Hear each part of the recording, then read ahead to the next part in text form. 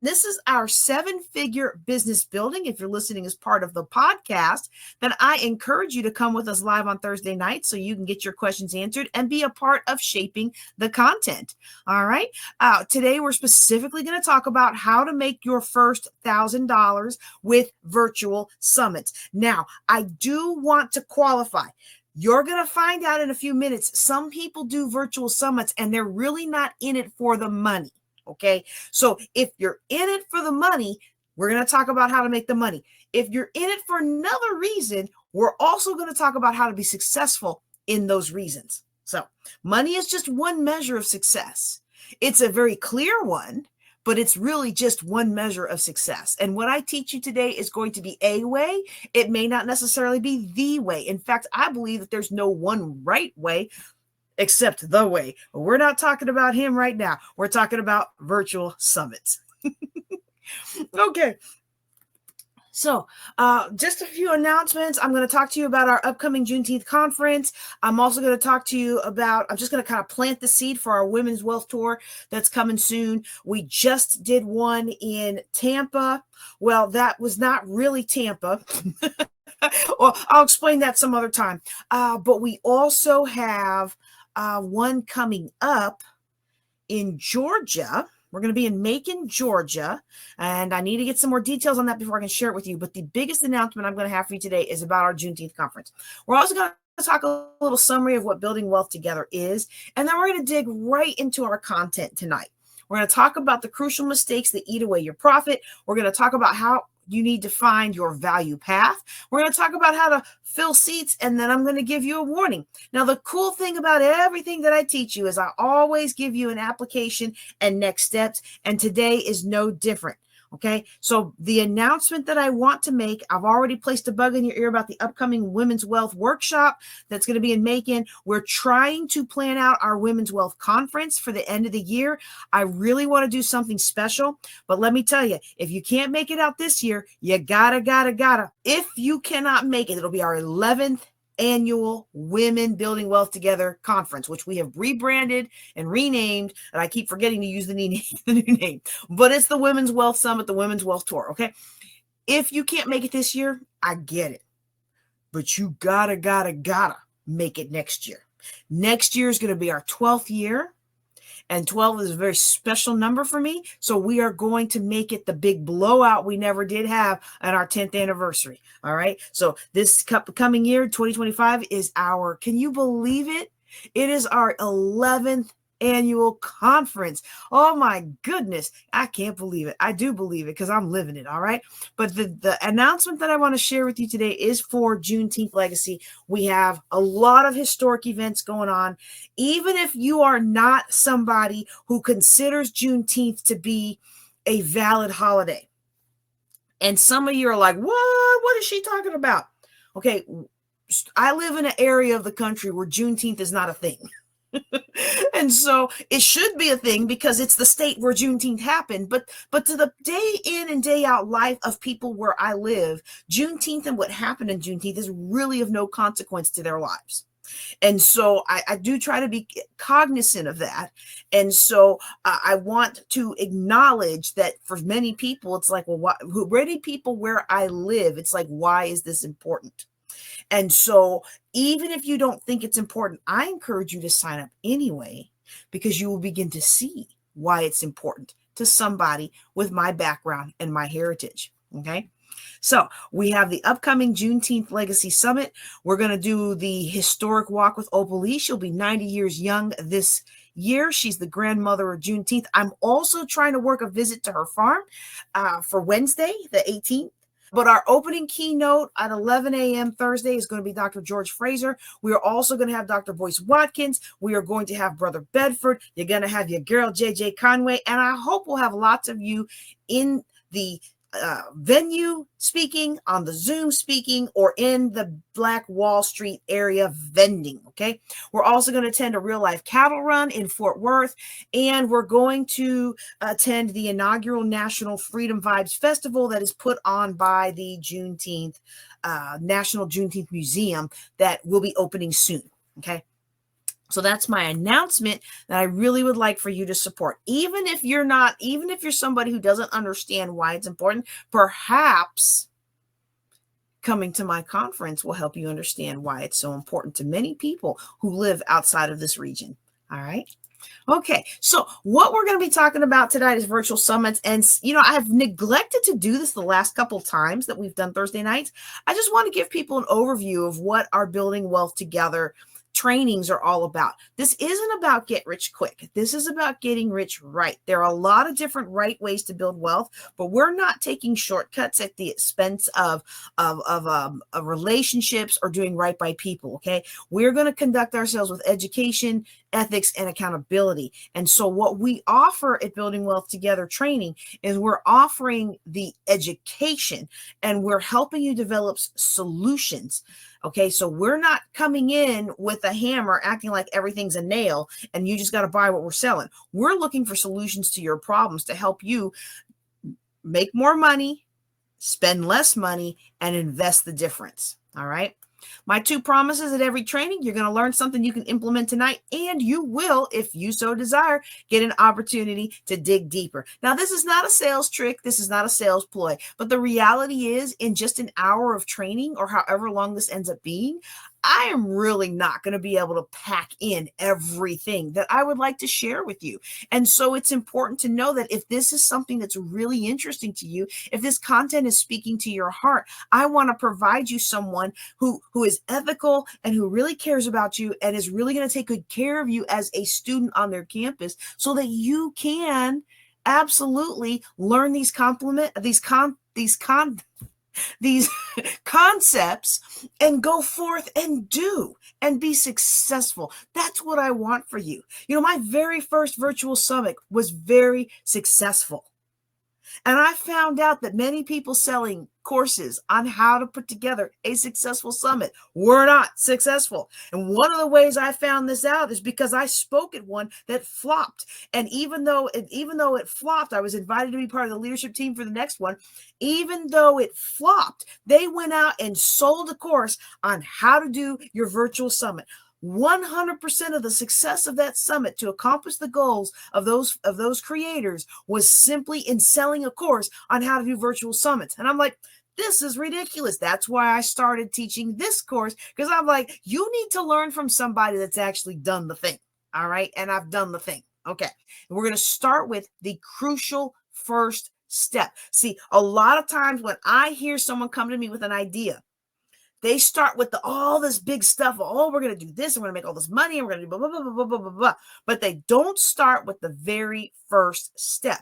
And it's especially a crucial first step if you are working with somebody else. If you are working with a team or you are working with a partner to do your very first virtual summit or your second or third, let me go back to me.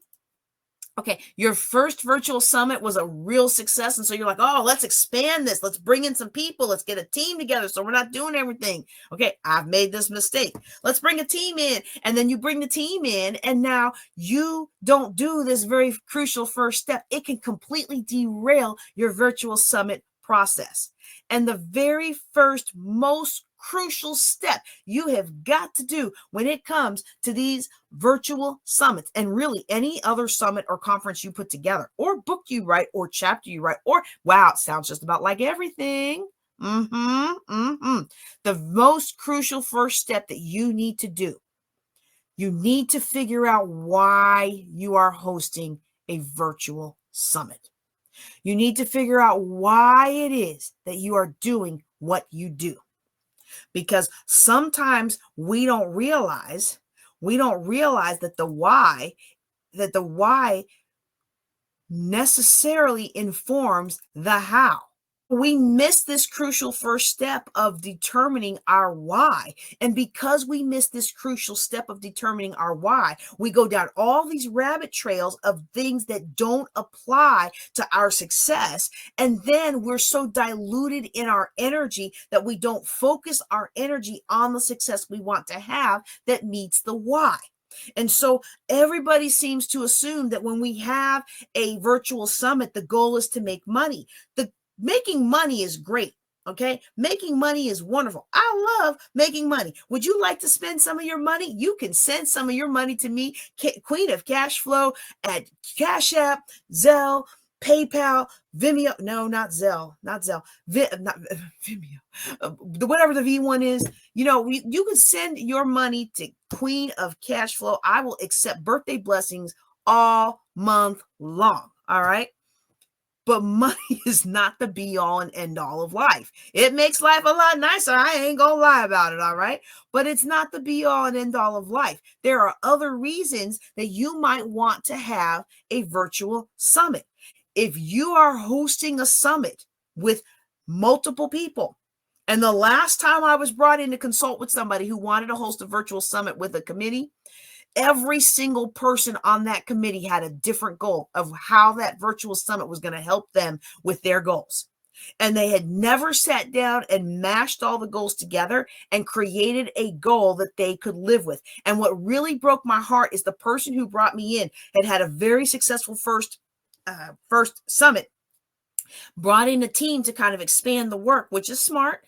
But then because they weren't organized and they weren't in unity, they began to tear things apart, and people began to not do their part, and people began to strike out on their own, and it just became a big mess. And so one of the things that I had tried to do with them early on is get them to come together for unity. What is it that this group wants? Because you have what you want, you have what she wants, you have what he wants. But as a group, what do we want?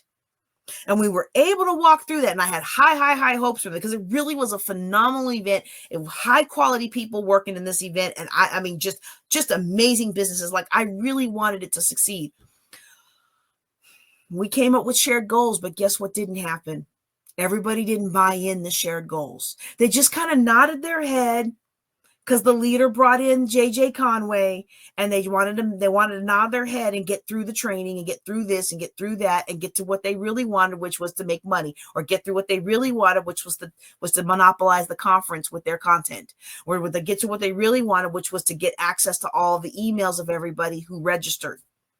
And so, are those bad goals? Okay, monopolizing the event, monopolizing an event that's not your own event, that's not, I can't get with that. But is it wrong to say I want to have a virtual summit to build my email list? Of course you want a virtual summit to build your email list. Like, that's one of the biggest blessings from doing a virtual summit. Was that wrong? It's not wrong. But if the shared group said, we are doing this because we want to spread awareness about blah, blah, blah social issue, and you're so focused on collecting emails that you take out Facebook ads about collecting the emails, and you do this and do this and do this and do this with the purpose of collecting emails, and you're turning people off because you didn't listen to JJ Conway, who said when you collect emails, give them something of value, because all you wanted was to collect emails. And then you didn't collect emails because you didn't offer something of value, and you turned people off, and now you couldn't even spread awareness about the event, about the social topic. And I felt so bad for the person who hired me. And I told them, I see the handwriting on the wall here, and we're people of our word, and we'll do what we got to do. But next year, I recommend you keep doing them by yourself until you can get a team of loyal followers, people who are going to be with you because they've been blessed by your work and they want to help your program go over. I have people that help my programs go over, and I have helped other people's programs go over. Not because I'm self-serving. I mean, don't get me wrong. I get something out of it. Like when I go help so-and-so's events, I am going to get a picture of me on that stage. One way or another, there's going to be a picture of me on that stage with a microphone if I have to bring it myself. And don't you think that there are times I travel with the microphone for the express purpose of getting my shot because I volunteered at your conference? Hey, yes, sir, and yes, ma'am. It's called strategic thinking, right?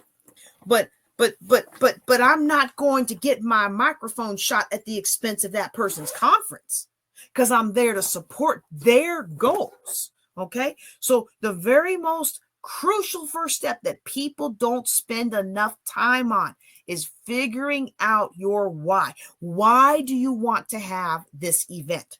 Okay. Are you trying to generate revenue? That's a big one for most of us. I need to make some money, and this should be a way for me to make some money with very little to no actual outlay and cost. Okay.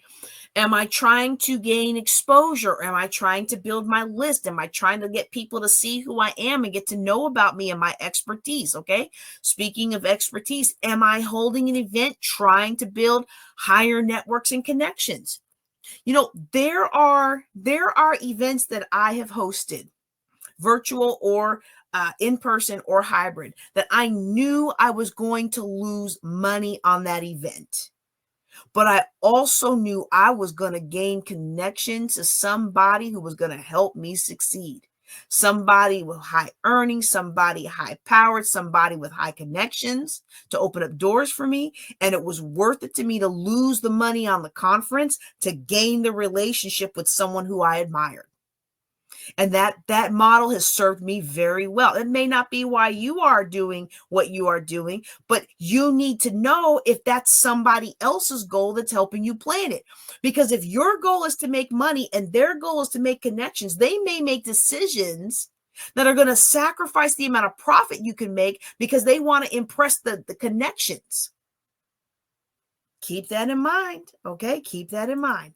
Another reason that is popular in hosting a virtual summit is to establish credibility. Okay. So I remember when I first started my financial coaching business, I was still active duty in the military, and I had some credibility as a speaker. I spoke, my very first speaking event was the National Society of Black Physicists.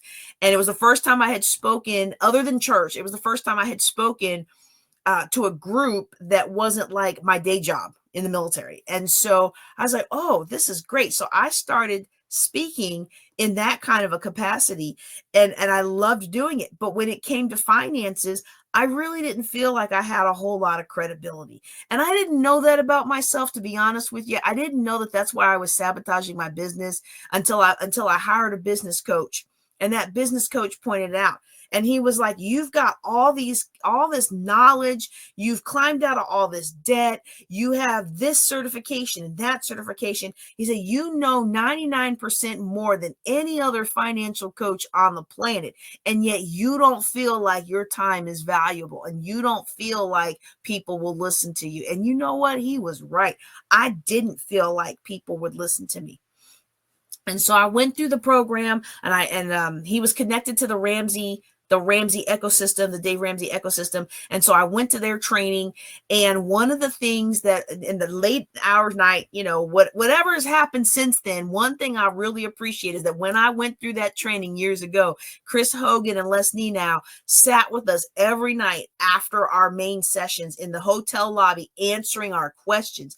And one of the things that Les said to me, he said, you need to get yourself on stages and on podcasts and on radio and all those things. And he said, and I said, well, what if no one will hire me? He said, if no one will hire you, then create your own stage. And that's why Building Wealth Together started in 2014.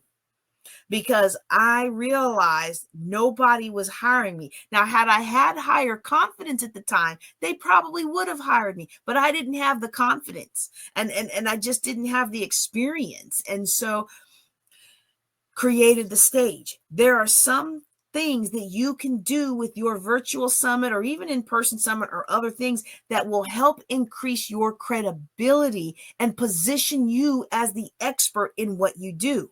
And so don't underestimate that power. But again, remember, you want to be clear. If you are planning this event with other people, you need to understand what it is they want, because somebody who is trying to boost their credibility may not be aligned with you trying to boost your revenue, or this next one that we're going to talk about, which is impacting lives. You want to help change lives. You're not worried about the money. You're not worried about the connections. You want to see real results out of this conference. When people give you testimonials. You want to hear how somebody was inspired to leave their toxic relationship. You want to hear how somebody was inspired to go back to school and now they have a better job. You want to hear how somebody was inspired to spend 20 minutes a day just focused one-on-one with each kid, and what an amazing world of difference that made in their family dynamic. Like, yes, money is great. Yes, influence is great. Yes, connections are great. Yes, establishing myself as the credible person in this or that field is great.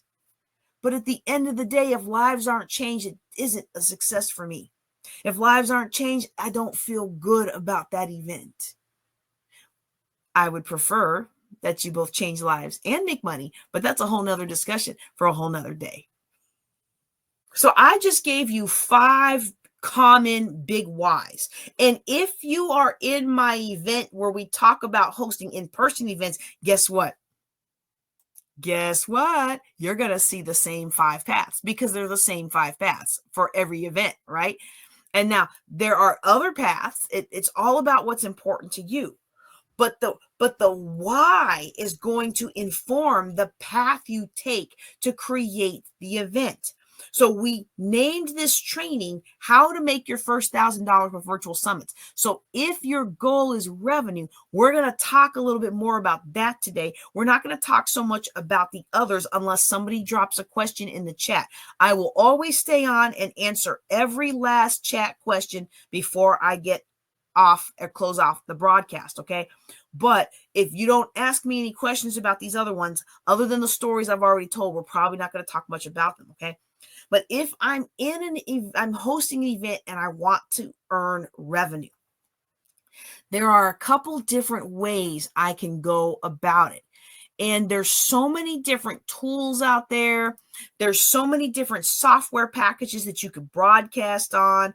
I mean, you could use Zoom. Zoom is free for 40 minutes, right? You could use there's other software out there. I'm not going to start naming some, because honestly, I've been a little frustrated with a lot of the platforms that I use, because they keep hiking up their prices and they're not adding a whole lot of extra value to make it worth it.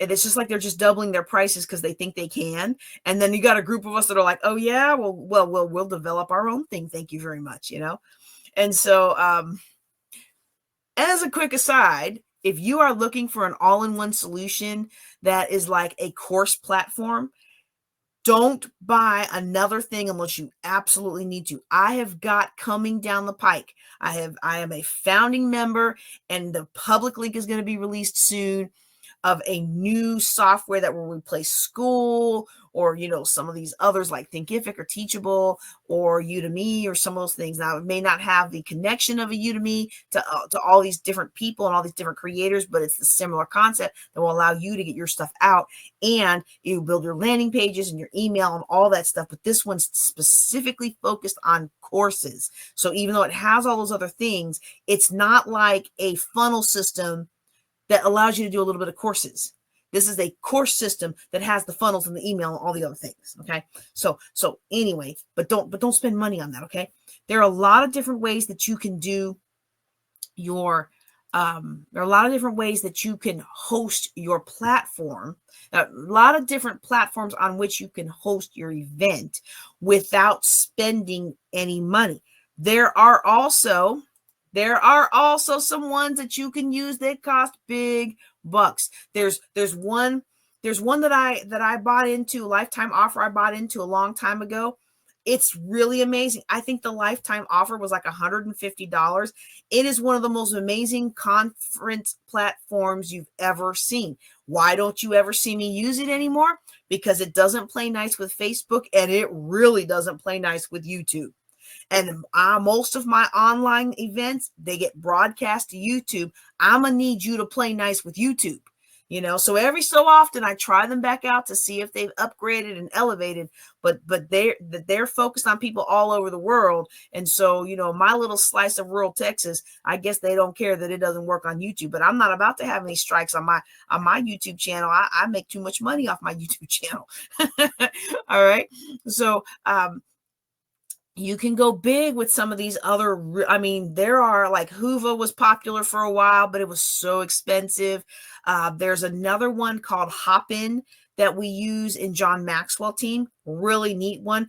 I don't know which one Women in Cloud uses, but it is the most amazing course, amazing virtual summit platform I have ever used. There was one that I thought was even more featured, but it was so basic. How do I want to say that? There was one that had a feature I really liked, but the rest of it was nowhere near as good as the one that they use for Women in Cloud. But when I looked at the price to use the one that they had for Women in Cloud, I was like, yeah, nope, I'm not making that kind of money yet. But this software that they use for Women in Cloud is amazing. You show up at the tables and you have the round tables and you have your faces and you have all these other things. And this other one that somebody built, some intern built at one of the national labs, I don't even know if they still have it because I haven't been able to find it in the last 2 or 3 years. But it was like you moved your avatar around the conference floor. And as you got close to a booth, this is so cool, y'all.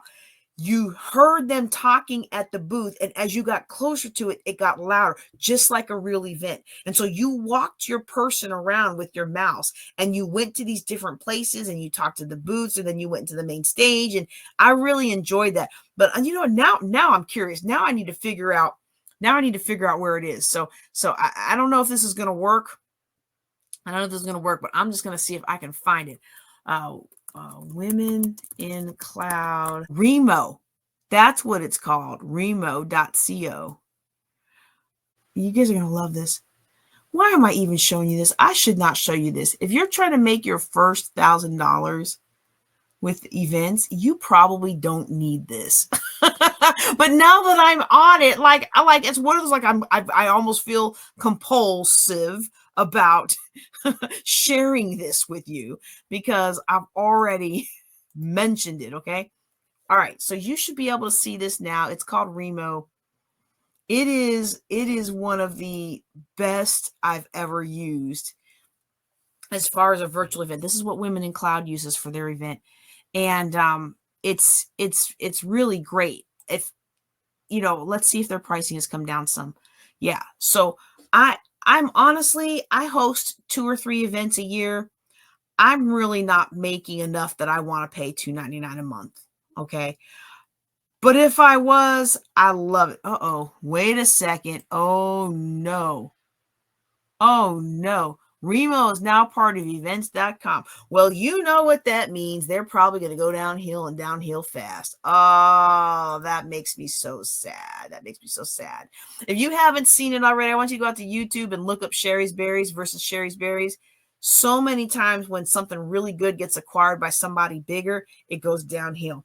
But anyway, you don't need to pay $299 a month. Because I'm going to tell you right now, if you want to pay $299 a month to host your virtual event, you can pay me $150 a month and I'll let you host it on my super amazing Zoom that I get through one of my professional organizations. I mean, I still pay, I pay a good amount for it, but I don't pay $1,200 a year for it, which is what it's worth, and I can do 8-hour conferences and we can do all kinds of things. You can always find a way to do something in your budget. And if your budget is free, well, maybe you just do what you can for free. Okay. Because if you're trying to generate revenue and somebody comes and talks in your ear, go big or go home. If you don't bet on you, nobody else will. True statements. But guess what? If you don't have $299 a month, don't sign up. And don't sign up for that 14-day trial thinking you're going to cancel it on day 13. Because you and I both know you're going to forget to cancel. And you're going to get that first hit, $299. Oh, you're going to cancel real fast after you get that $299. But the damage is already done. And instead of making money, you've lost money. Okay. I have been the queen of losing money on stuff that I thought was going to help take my business to the next level. But that's why we have a spend plan. And that's why we set aside money to do those kinds of things. So I have the money set aside to lose. And now these days, I don't have as much money set aside to lose because I am trying to finalize this dissertation. So if you're listening to me, because in my last one, I said something and all these people have been filling my inbox. I'm going to let you know right now, don't try to sell me no more tools, because until I finish my doctorate, I'm not buying any more tools. All right. I'm not buying any more tools until I finish this dissertation. Okay. So let me go back to the slides, but I was sharing that with you because I wanted you to see the realm of the possible. Okay. That's a wonderful program. It's very highly professional. Absolutely one of the best I've ever used from both a user standpoint and as a speaker who participated. But if you don't have it, you don't have it. If your goal is to generate revenue, then you got to generate the revenue, not lose the revenue. And that's a big mistake that a lot of people make. Okay. A lot of people make that mistake. So if you're going to do a revenue, you're going to search after a revenue model, you have to determine why you're doing this. Why are you doing this? You're going to do revenue. Okay. Yes, you're going to do revenue, but why are you doing this? What are you going to give people that's going to make them want to give you their revenue? What are you going to speak to my heart that's going to make me come out of my pocket and give you my money in this tough economic time? There are a lot of different things that people need right now. And if you can hit that need, you will be able to have a win-win situation where they are blessing you financially and you are blessing them with your content. There's so many different things out there. I want to be able to show you more than just talk about the free version of Zoom, which you do have to be sure about that 40 minutes. Like if you're going to do Zoom and you're going to hop around 40 minutes here, 40 minutes there, make it a part of the plan. Build it in and make sure everybody has the links they need, because otherwise Zoom will cut you right off and your attendees will scatter. Okay. There are a couple places that you can find speakers. One of the most common ways to find speakers is going to be just putting something out there, or searching for people who speak and then clicking on their Facebook pages and inviting them.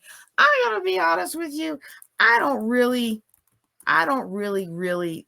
respond a lot to that. You can find speaker groups, but I would also look in the podcast groups. Okay. Because if you're doing a virtual summit, most podcast speakers are willing to speak in your virtual summit as well. They're just looking for exposure. They're looking for growing their audience or other things. And the groups that I use are free. Now, I am about to explore some of the podcast links, the podcast match websites that I used to use to find really good guests, but then a lot of them have switched to a paid model, and I haven't done that yet. But now that we've gotten the podcast back up and running like it's supposed to be, that I'm going to look into those again. And then, of course, I'm going to do a review on it so you'll know whether or not you should spend your money. But for now, I know that I have had great success using the free using the free Facebook groups or Reddit group or other groups like that. There are Facebook groups, and also on Reddit, there are groups where you can do find a guest, be a guest. Please do not pay for those. Okay. Once you make some money and you want to pay, you can pay. But my experience has been, other than some of the podcast match style websites that you pay for now that used to be free, I wouldn't waste your time paying for something if you haven't done it before and you haven't made any money. Now, what I would recommend is take the money you make from the first one and use it to upgrade the tools and your access to speakers for the next one. But if you have made a little bit of money, you can use those groups, and you can also use something called Speaker Match. Speaker Match, from what I understand, is free for planners. There's a cost for speakers, but it's free for planners. So if you want to go find speakers, you can use Speaker Match. You're going to have a higher level of speaker there. Now, you're also going to have speakers who are used to getting paid. So you don't have to pay them. You can put free, okay? But just be mindful that even if you put free, a lot of those speakers are actually going to ask you to pay them, and you don't have to, okay? If you're putting in free, you don't have to pay them. If you don't have the money, you don't have the money. But when it comes time to getting a higher quality speaker, you're going to look for one that can carry a larger audience, or maybe they have a greater following or anything like that. Now, just because I put in Speaker Match, I would be remiss if I didn't do one that's really been great for me. eSpeakers.com. You can search for speakers through eSpeakers, and it doesn't cost you to find a speaker. It does cost the speakers to be in eSpeakers. And if you book a paying job through eSpeakers, you do have a cut. But please, sir, please, ma'am, don't enroll to eSpeakers without talking to me, because even though I'm giving you the main link, you want to be able to get my link so that you can save some money on your pro account. I'm going to go ahead and sign off. If you are listening to me again as part of the Ladies of Wealth podcast, I hope you've enjoyed what I have presented with you today. And I hope you will text "I'm in" and join me for this class. Once we get the course fully built out, all the people who are in, we will invoice everybody who needs to be invoiced, and then we will collectively pick the best couple of dates to cover this material. I'm realizing that this is not going to just be a one-day thing. It's actually probably going to turn into a 2 or 3 day thing, because I have so many more things I want to share with you. Next week will be real estate, but the week after that, we're going to be our empowered entrepreneur. And that's also going into this course package. And so it's going to be really phenomenal. It's going to be unlike anything else I've ever put together. And you are going to grow. You are going to double your income. You're going to double your influence. It's going to be amazing. And I can't wait to see you do it. And I'm excited to be a part of your journey as you do.